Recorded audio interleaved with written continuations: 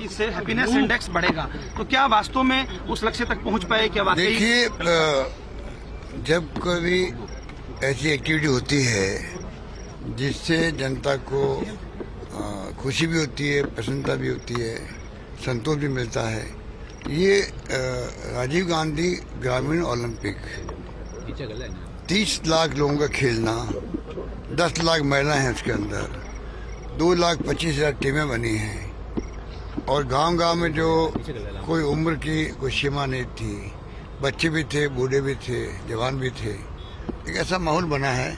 आपस में बोलचाल भी नहीं थी तो कई लोग की दोस्ती हुई, वापस साथ में खेले हैं, टीमें बनी है तो सभी पॉलिटिकल पार्टी लोगों की बनी है, तो हमने भी इसको नॉन पॉलिटिकल कहा है। उसका देखिए कितना बड़ा असर है। देखिए, राजनीति विचारधारा की लड़ाई है, वो चलती रहती है, पर अगर आप विचारधारा को अपनी जगह रखें, उस पर कमिटमेंट रखें, कोई कॉम्प्रोमाइज नहीं करें और साथ में व्यवहार के अंदर, बातचीत के अंदर भाईचारा, प्रेम, मोहब्बत होनी चाहिए। ये हमारी थीम भी है। हिंसा किसी भी कीमत पर सहन नहीं करनी चाहिए किसी पॉलिटिकल पार्टी को। ये तो गांधी जी का भी और दुनिया का दस्तूर है, सत्य अहिंसा, तो वो पालना होनी चाहिए। तो इसलिए जो ग्रामीण ओलंपिक खेलों ने एक नई दिशा दी है देश को, पूरे मुल्क में, मेरे ख्याल पूरे विश्व के अंदर शायद राजस्थान पहला राज्य होगा जहाँ पर ये ग्रामीण ओलंपिक की शुरुआत हुई। अब ये जल्दी ही शहरी ओलंपिक शुरू हो रहे हैं, राजीव गांधी शहरी ओलंपिक शुरू हो रहे हैं। तो ये जो माहौल बनता है उससे हैप्पीनेस इंडेक्स बढ़ता है। इसलिए मैंने ट्वीट किया था कि जो माहौल की खबरें आ रही है कि लोग खुश हैं, आपस में बातचीत कर रहे हैं, साथ में बैठ के गपशप कर रहे हैं, जो पहले तनाव का माहौल था उसमें कमी आई है। परफेक्टली तो कोई कुछ नहीं कह सकता है, पर आपस में संबंधों में तनाव की कमी आई है और लोग खुश नजर आते हैं। ये मैंने कहा। सर, जब देश में महंगाई है, देश में महंगाई की बात हो रही है, ऐसे वक्त में कांग्रेस की तरफ पूरा देश देख रहा था, लेकिन आपको नहीं लगता कि कांग्रेस उतना मजबूत विपक्ष नहीं दे पा रही और कहीं ना कहीं खुद की लड़ाइयों में भी उलझी है कांग्रेस? ना, बिल्कुल नहीं है। अभी तो भारतीय जनता पार्टी नेतृत्व वाली एनडीए गवर्नमेंट हिल गई है।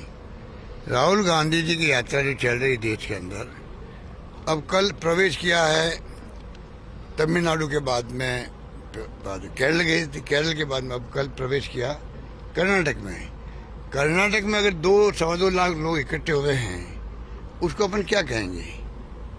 पूरी बीजेपी और इनके साथी लोग हिल गए हैं, बेचैन हो रहे हैं। 4-5 दिन तो अटैक किया राहुल गांधी पर पहले, अब भी इनके पास कोई पॉइंट है ही नहीं, क्या तो अटैक करें और क्या वो सोशल मीडिया पे डालें, तो उनकी हालत ऐसी हो रही है। और जो राहुल गांधी जी का रास्ता वो है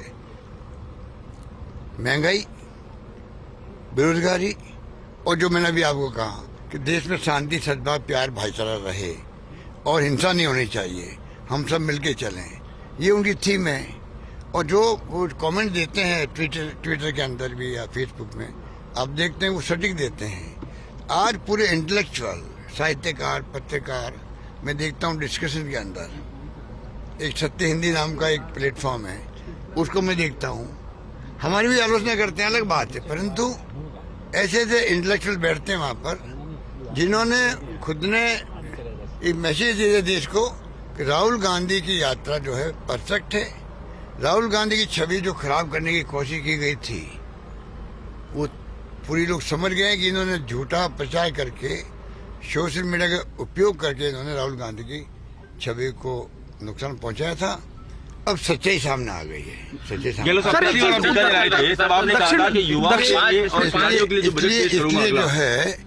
इसलिए राहुल गांधी की यात्रा से तमाम वो शक्तियां देश की, वो बहुत खुश है, जो चाहती थी कि खाली तानाशाही शासन नहीं रहे, एक पार्टी शासन नहीं हो और प्रतिपक्ष मजबूत हो।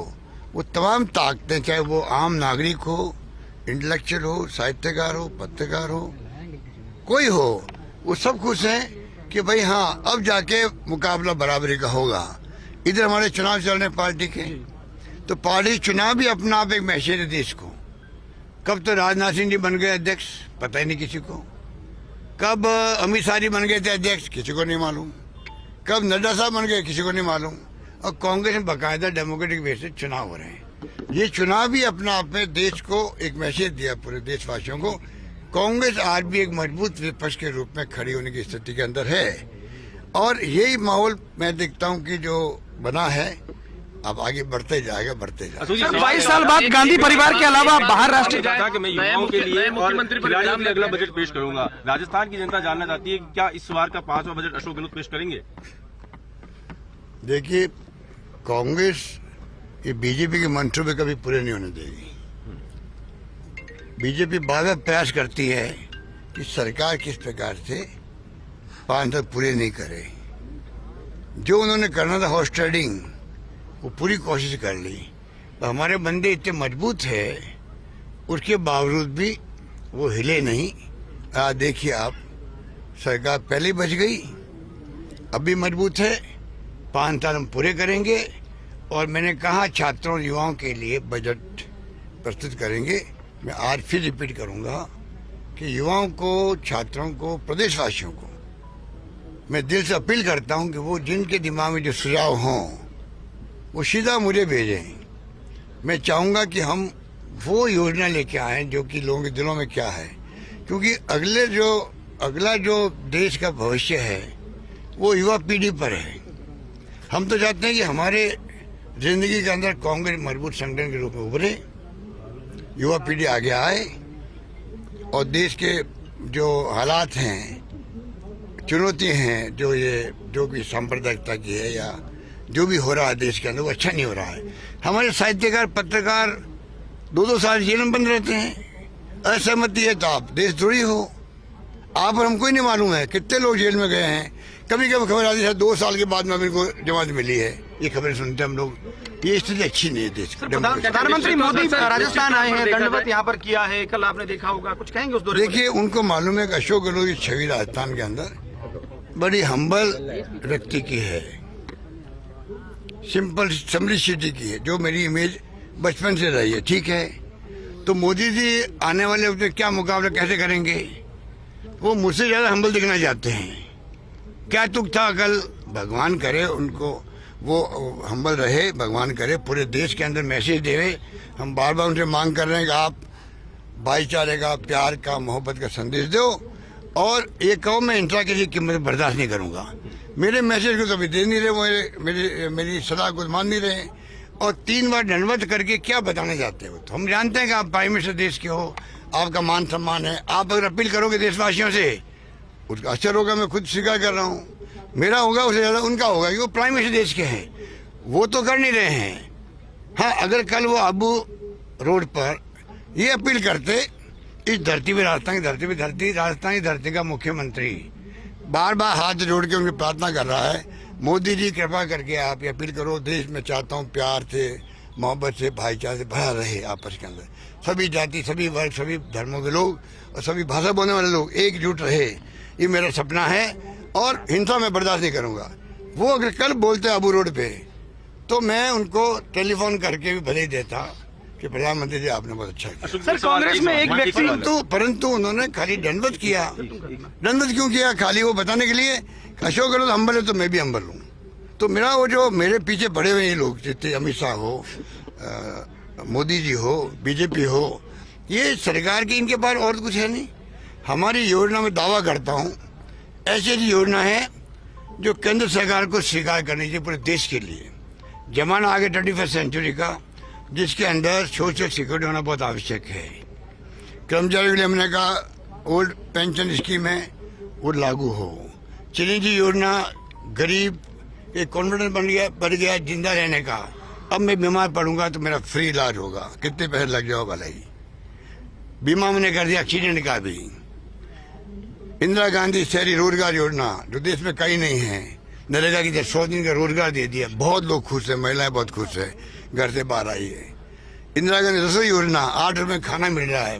मैं खुद खाना खाने गया रसोई में, तो गरीबों ने कहा कि साहब 200 रुपये किलो तो तेल है किलो, साबुन की पट्टी नहीं मिलती हमें 20-25 रुपए के बगैर।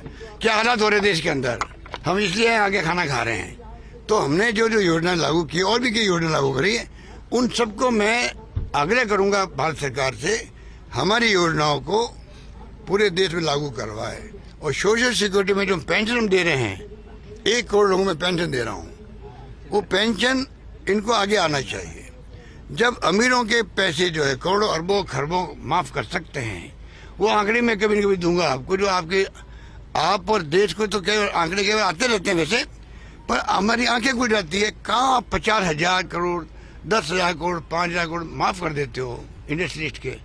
गरीब और अमीर की खाई बढ़ती जा रही है, लोग भूखे मर रहे हैं, उनकी तरफ ध्यान नहीं दे रही सरकार।